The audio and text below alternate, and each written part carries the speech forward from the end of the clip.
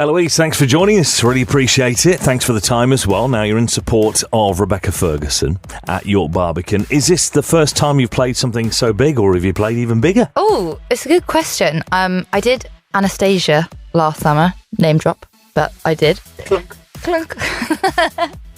And those were big. That felt like a big arena. But these are similar sizes. Haven't actually been to the venue yet, so I'm going straight after this.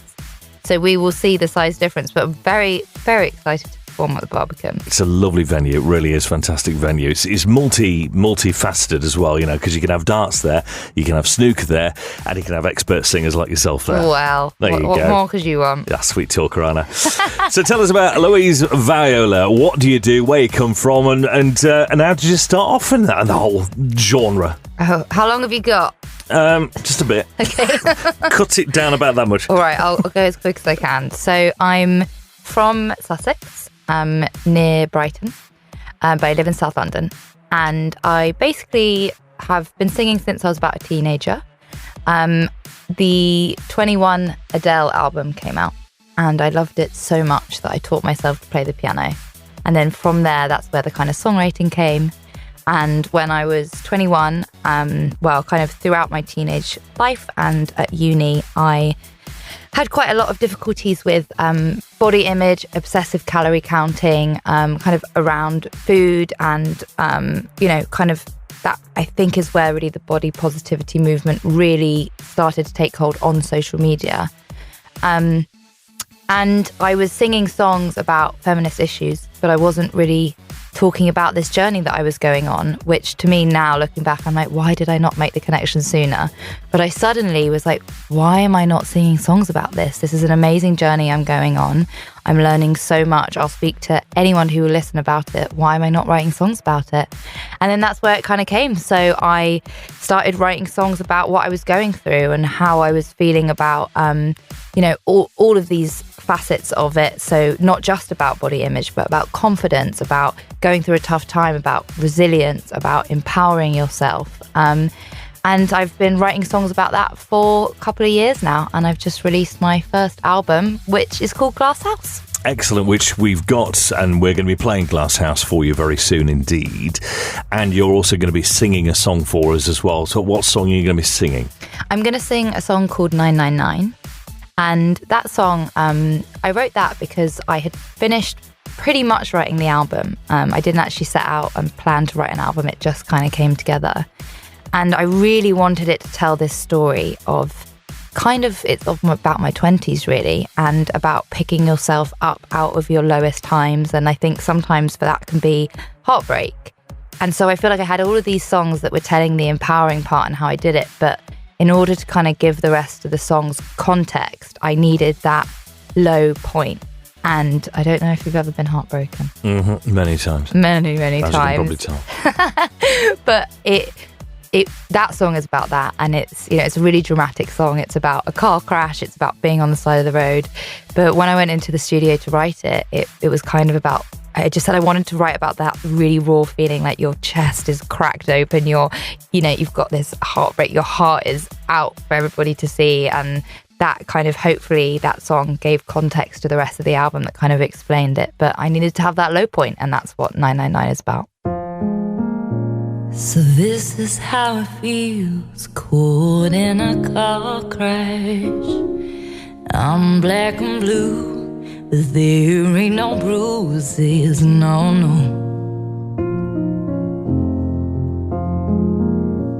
We came off the road, now I'm barely breathing. Watching him leave, is he watching me? Crying in the rear view. Could've sworn he was the one for me. Now he's gone, he's got me wondering why. Someone called 999, scared for my life. I got a hole in my chest, I've been left for dead, running out of time. Someone called 999, there's a heart on the line, fighting to hold it together, but if feels like I'll never make it out alive. Please, someone call 999. Was he planning his escape? Sat in my blind spot, like a moon set to wane. He was fading away. Ooh, where's the time gone? Could've sworn he was the one for me. Now he's gone, he's got me wondering why. Someone call 999. Scared for my life. I got a hole in my chest. I've been left for dead, running out of time. Someone call 999. There's a heart on the line, fighting to hold it together, but it feels like I'll never make it out alive. Please, someone call 999.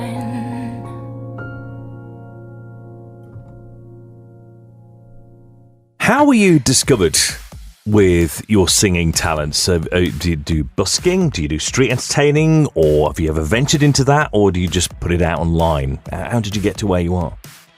That's an interesting question, because so much of what I speak about online now with social media and stuff is kind of, I'm very vulnerable on social media, which is a bit scary. And I speak about how, as we all know, on social media, it's not real, it's a highlight reel. And I really speak about that on socials. And I think that part of that has come from the fact that I actually don't like it. And I, used to try and put videos of me singing online.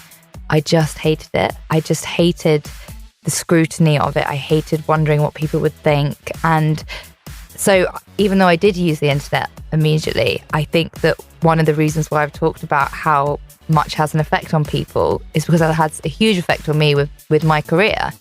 But I have done, not really busking. I used to live in Camden.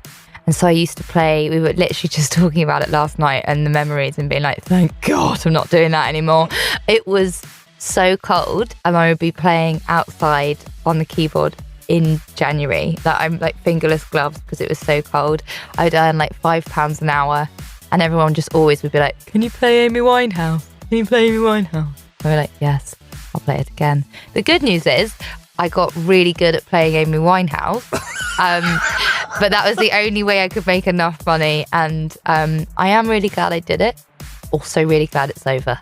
Right. Okay. Good answer. Good answer.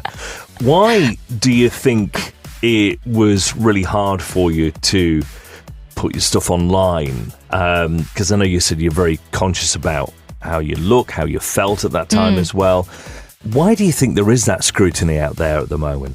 Oh, it feels constant, and it feels kind of like it's almost a bit of a boring thing to talk about because everybody knows it. We're like, yeah, we know social media isn't real.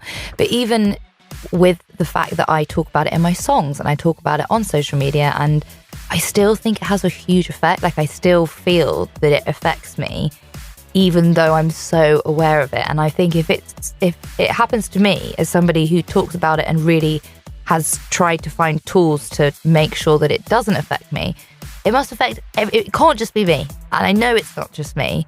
And I think that there is really this,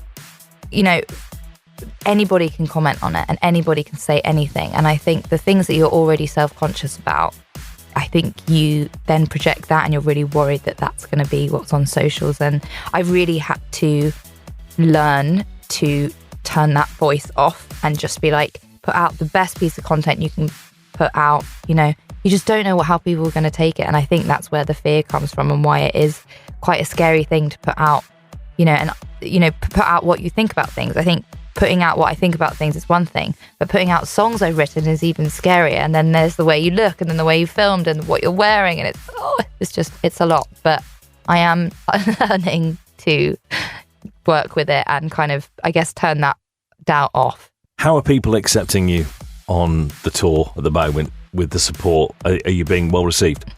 It's been amazing. It's Rebecca's a real vocal powerhouse. She's been around for ages. Like, if my 12-year-old self sitting on the sofa watching the X Factor with mum and dad on a Saturday night could see me now, but she's incredible, and I think that I've got a really big voice as well, and I think that it was actually a really good match, the two of us. And hopefully Rebecca's been absolutely amazing. She says she's gonna support me and stuff, which has been incredible, and I think people are resonating with it. I wonder whether my messaging about heroin chic and all of this is slightly going over some people's heads, but I don't know, maybe not, we'll see. But it's been really, really amazing, and I'm very much looking forward to the show in York tonight. How did you get in touch with Rebecca? Did you send her a text or Oh my God. So how did it come about? Because I'm intrigued. Dear Rebecca, can I come on tour with you, please? Thank you.